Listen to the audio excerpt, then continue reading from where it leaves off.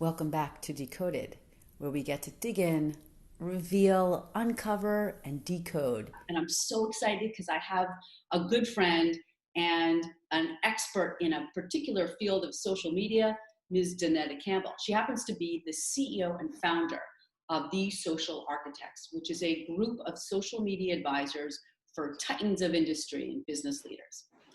Question for you, Donnetta.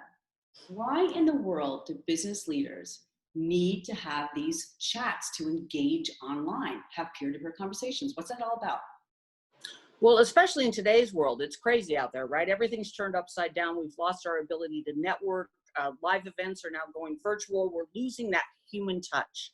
So with social media and the thought leadership models that we've been building, along with these ecosystems that's their peers, it might be their employees, it could be their partners, where we connect all those dots for them.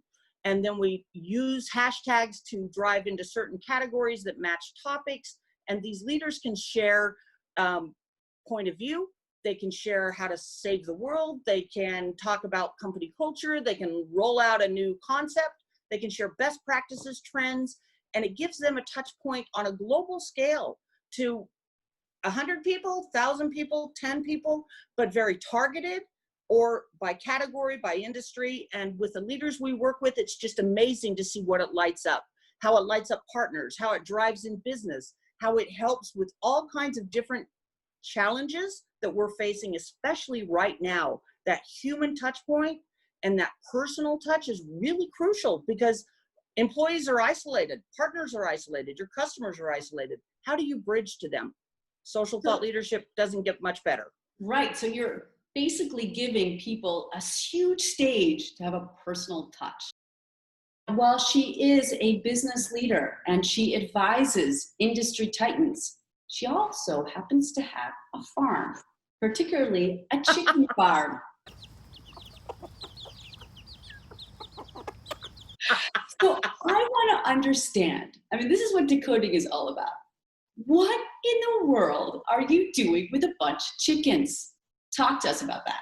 Well, have you ever thought about all the terms that match chickens, like the pecking order? Right? Like, Yeah. I need to redo this one because there's so many words that are tied to chickens that are our everyday life. Your nest egg, all kinds of things that we use in our culture.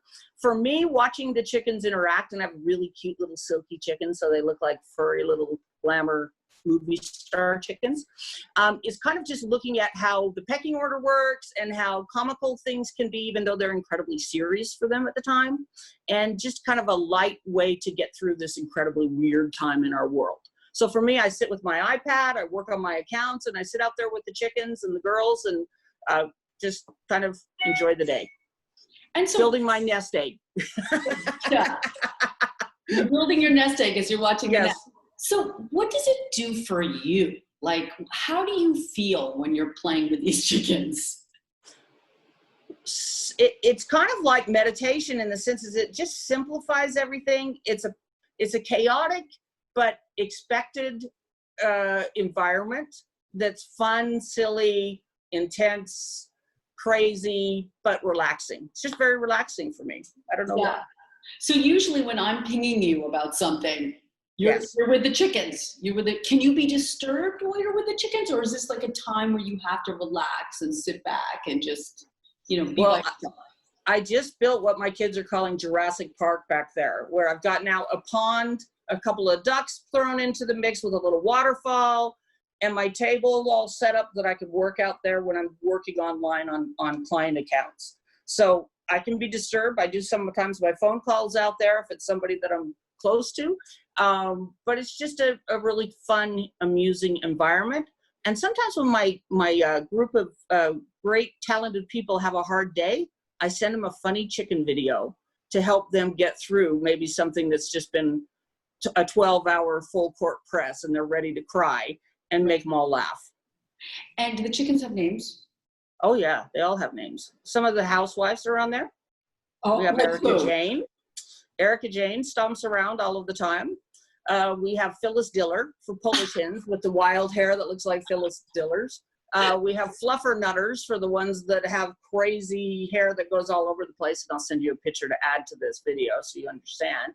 Foggy bottom for one that likes to sit on the eggs, and she's a gray, silky hen, just like a cloud of gray. So we come up with funny names all the time. I was naming them after people I loved, and then like I named one after my mother and my grandmother, but then they turned out to be roosters. So even though their personalities worked, later on when you find out they're a rooster, it didn't really work anymore. So no more of that. So, okay, now let's get serious for a second. What have you learned having these chickens in your life? To take a second and be human. And when you're on technology all day, like you and I are, thinking about it all day, moving so fast, moving in short clips, to me, it's my grounding every day now. It just gives me a few minutes every day to ground myself at the beginning and the end of the day, to do something simple and beautiful and take care of something and have a little fun at the same time and laugh, because they're as silly as they can be. There's nothing sillier than watching a bunch of chickens. So it's like watching, it's like what? It's what? You highly advise it. Oh yeah, come on up. I brought many people up here to take a look. I'm trying to send a few home with few clients now. Laurel Rossi, I'm waiting for you to pick up your chickens. You think I should put some chickens into my house with my 3 teenage children? I think that could work. I think maybe if you have some rooftop room, it might go a little easier. Yeah. I wouldn't really bring my chickens into my house, and I don't see you doing it either. No. So maybe this is just a moment for us to bond when I come to see you.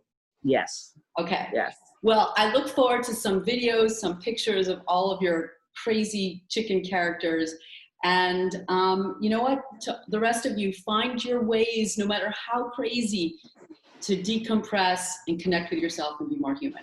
Especially with technology in your life, right? Exactly. Which is both wonderful, but can be draining too. Thank you so much, Donnetta, for joining us on Decoded. See you all next time.